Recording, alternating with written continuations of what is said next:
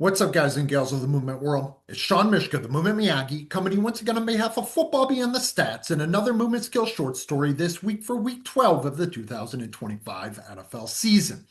Though on this first movement skill short story for week 12, we're actually going to look at a play from Saturday, from college football Saturday instead of the NFL. Kaden Wetjen of the Iowa Hawkeyes. This player in video of him was actually sent to me by my friend Kyle Dupik, a fellow certified skill acquisition specialist and baseball skill acquisition mastermind, Kyle Dupik, who happens to be an Iowa Hawkeye fan. But when watching Wetjen, as he has throughout the course of this season, he felt as though Wetjen's problem solving, and particularly how he is attuned and adaptable to the problems in punt return situations, really would touch me near and dear to my heart. And he was not wrong. So let's look at Wetjen, what he did on Saturday against the Michigan State Spartans. It was a record-setting, record-breaking play for him, for Wetjen, that is, with Tim Dwight of Iowa Hawkeye and NFL fame. And you're going to see some things from Wetjen here on this respective play. And it's not going to come in as a shock or surprise as to why my friend Kyle was able to see that this did meet and match the movement Miyagi's form of life really, really closely, and how I view the world, how I'm attempting to facilitate skillful movement behavior for the players that I work with. Let's watch it another time through here at fuller speed, even though Fox Sports is going to give me a few glitches here to try to keep me from putting this video out to the world. Nonetheless, we are a little bit more resilient than that here at Football Beyond the Stats, and our movement plays of the week are our movement skill short stories. So as you can see, a number of things from Wetjen that I really love right off the bat, and we're going to be able to speak to here on our movement skill short story. Let's get to our 50% speed and then talk about what we might be able to do as football coaches and support staff, skill acquisition specialists working within football, that could help to channel more attuned, intentional, and adaptable behavior, such as that what was displayed by Wetjen here. You know, a few slices create every punt return that gets taken to the house. And a few things that I want to point out right off the bat is when Wetjen catches the ball, and I've talked about this before, but this is your first time here on our movement skill short stories at Football Beyond the Stats. I want you to look at that moment that Wetjen catches the ball. He doesn't just start heading north and south, but instead he scans for affordances to act before he ever starts moving. Okay? Here is this gaze. Here's where it might be looking, and what he is looking for is relevant challenges, as well as then potential partners in this landscape, but then opportunities to act that are going to emerge and decay, aka affordances, right? How that movement problem solving canvas, as you will, looks to him, even in this half beat before he takes off, is very, very imperative and important. And we should set a learning and practice environment right off the bat that channels this, that encourages it, that nudges it. And then once he gets that enough time in that experience, then he takes off.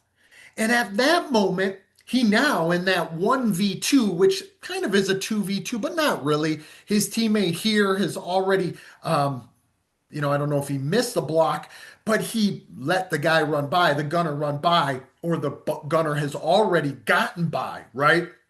As we see him here at the top of the screen in some of this hand fighting. Both of those defenders now on this punt cover unit are going to turn this into a 1v2, converging upon Wetjen. And that's something that I, in my learning environment, give my punt returners and my running backs a lot of goes with. And I'll show you that after we get off screen here a bit. So we want to allow them to explore this across a wide variety of workspaces. And one thing I love from Wetjen, though, that I don't want you guys to miss is how he draws that defender to his right that is converging to him in the path that he could go. He sets out as if he's going to commit to going to his right, which draws this defender to this space, which opens up another gate here, another opening, another gap, aka another affordance, another opportunity to act, simply because Wuxin draws him to that space before slicing his right foot into the ground, pushing from right to left, and comes up in between that gap so he can move on. Really nifty, really slick, really sweet stuff here from Wuxin that will transfer to the game on Sundays.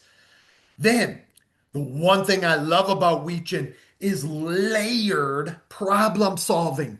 Yes, he's solving that emerging movement problem that exists right in front of him, that immediate what is, but he's always doing this in this successive fashion. Okay, he's he's stringing and layering these movement strategies together to match and meet the needs of the respective problem. Look at again, once again, 2v1.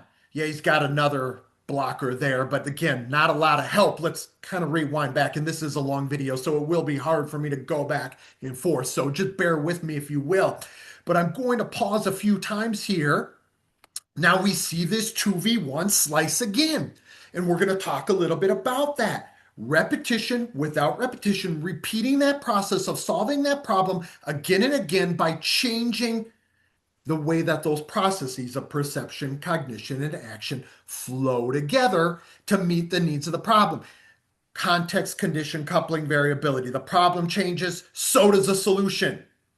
Ever so slightly. No two movement problems the same, no two movement solutions the same. Now we stacked those movement problems and solutions together. One thing I love from Wuxin that I know my buddy Kyle was really kind of speaking to him that he knows that would speak to me. What is the player attuned to? What are they adaptable around? Wuxin, so attuned, so sensitive, so evolved for a college player. Look at the scanning, look at the search process, and it guides and channels what he adapts and how he adapts. Okay? What he adapts being the movement strategy and how the coordination of that movement strategy comes to life from an action standpoint. But how he adapts, where he's going to go, how he's going to navigate this space. Now this turns into, as we see this chaser, let's point it out, easy, really easy way to have a movement problem. We got this chaser coming here. We got a blocker. We got Wuxin following the blocker. We got this interaction here. Okay, this guy about to come through. This guy about to come through, and then I think there's a guy coming this way, right? So we could have any number of local movement problems that we set out that would be slices of this. Let's just say it's far hashes to the other hash. Let's just say we're working inside the hashes, which I do a lot with returners or with special teams players in particular.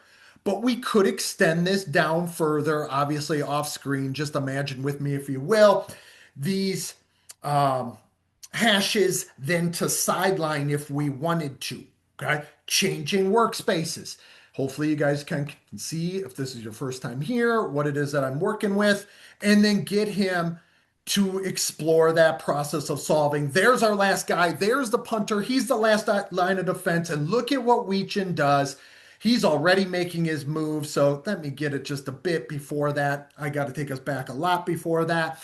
But you guys can kind of see where I'm going with this in the layers of this movement problem and then how it corresponds to the layers of Wuxin's movement solution. Look at him zero in right now. So attuned, so sensitive.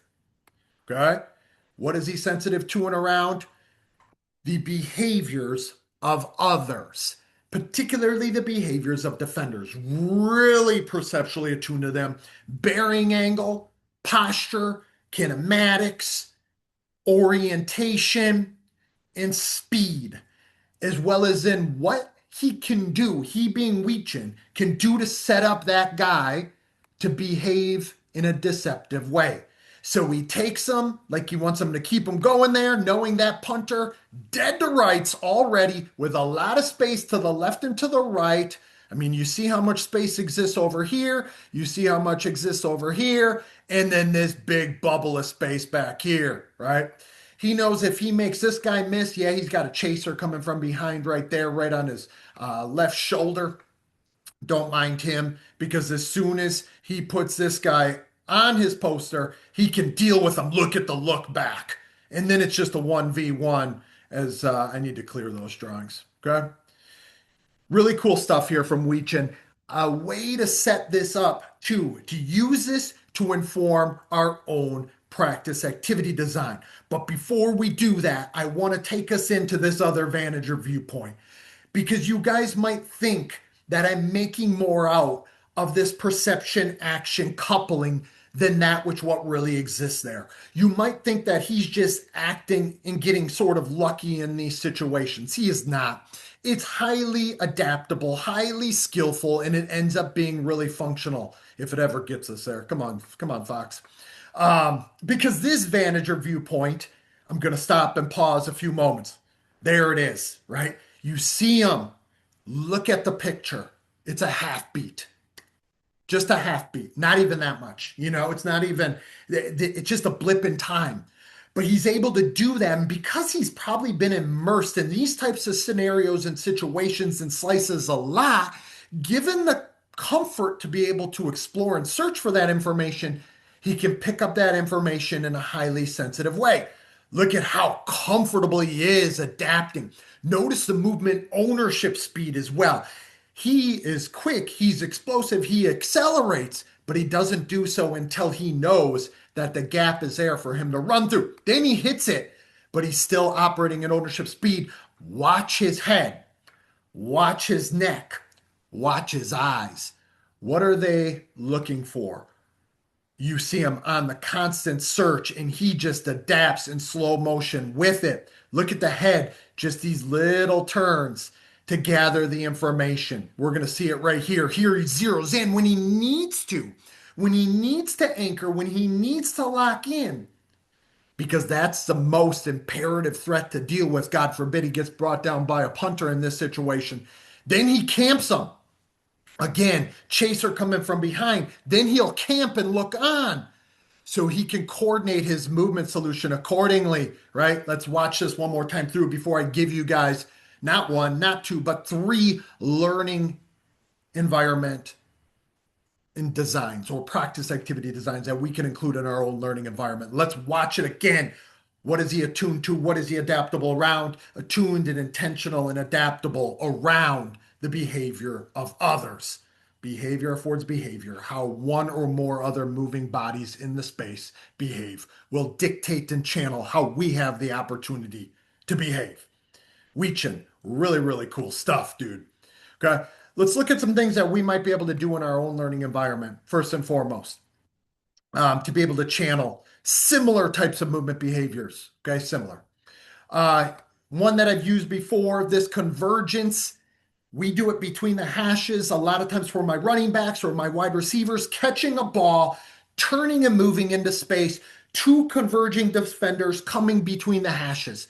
Easily can modify do this to happen for a punt returner in a 1v1 situation in across a wide variety of spaces. Where else could we do this? We could obviously do it as we saw for Wuxin here, right? Boom. This workspace. Instead, if we wanted to do it off to one side or the other to give him a space to get through and then ultimately go here with, right?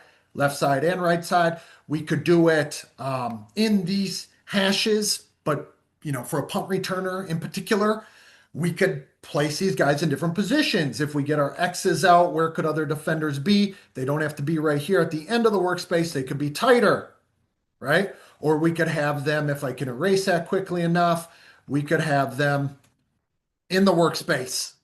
Make some sense? Already coming and converging from different places and spaces. We just often start in a more simplistic way where they're going to be converging at that respective angle that you see them drawn upon from my trusty book here, Enhancing Skill in American Football, right? We talk about it there, how you can manipulate constraints, how you could educate attention and intention as well. Really easy way for us to do this. What else could we add? Of course, you guys know it. We could add a teammate if we wanted to, who's going to go interact with one of those guys. He chooses. And then this dude has to choose to go left, right, or straight up and through that space, depending on what's unfolding. No two reps the same. Change it up repetition without repetition. Make some sense? Hopefully it does. Let's stop that share. Let's go to a different one. Okay. What else could we do there? Open field navigation in a tunnel. You guys know I've used this one before as well. Again, from the book Enhancing Skill in American Football. We do this at least once, if not twice per week in my learning environment in the spring and in the summer for running backs, wide receivers, tight ends, and punt returners. Allow them to navigate this space. These individuals in the space could be active defenders, or we could start them out as passive defenders. And this ball carrier, whether it's a punt returner in this situation, whether it's a running back, wide receiver, tight end, or quarterback, would navigate the space and attempt to slice and slash their way through the space. Change the workspace size, change how many guys are in the space, change what their intentions are if they want to act more passively or more aggressive and actively. Okay, another easy learning environment, practice activity design that we could utilize. And then finally, make the punter miss 1v1. We can easily turn that 1v1, and this is something we do on the daily. I recommend that all special teams coaches do this on the daily for your punt returners, kick returners. 1v1 with a different angle. Let me get my trusty telestrator out. This guy right here, this X could be coming in starting here. He could be coming in starting at this angle. He could be coming at a sharper angle. He could be having a chaser from here or from here as well. So we can easily turn that from 1v1 to a 1v2. Really easy thing to do that we saw. Not even simple, like this is as simple as it comes here, guys and gals. Give your players slices and snippets of the game, sparring engagements so they can become attuned, intentional, and adaptable around relative velocity, body orientation, posture, kinematics, speed, bearing angle, space, and the skill of this guy. Allow the ball carrier to explore the space appropriately with enough goes and enough different sparring partner engagements and interactions. And before you know it, they're going to start to be in possession of more attuned and adaptable behavior that we saw from Kaden Wetjen. Now, it might not be obviously to that skill level because that's obviously different level. Love what I see from Wetjen right now. I believe that it will transfer to an NFL Sunday for the team that gives him the opportunity to be more than a gadget player, but to actually draft him with the intentions of being their primary punt and kick returner in today's NFL. Hopefully all that makes some sense.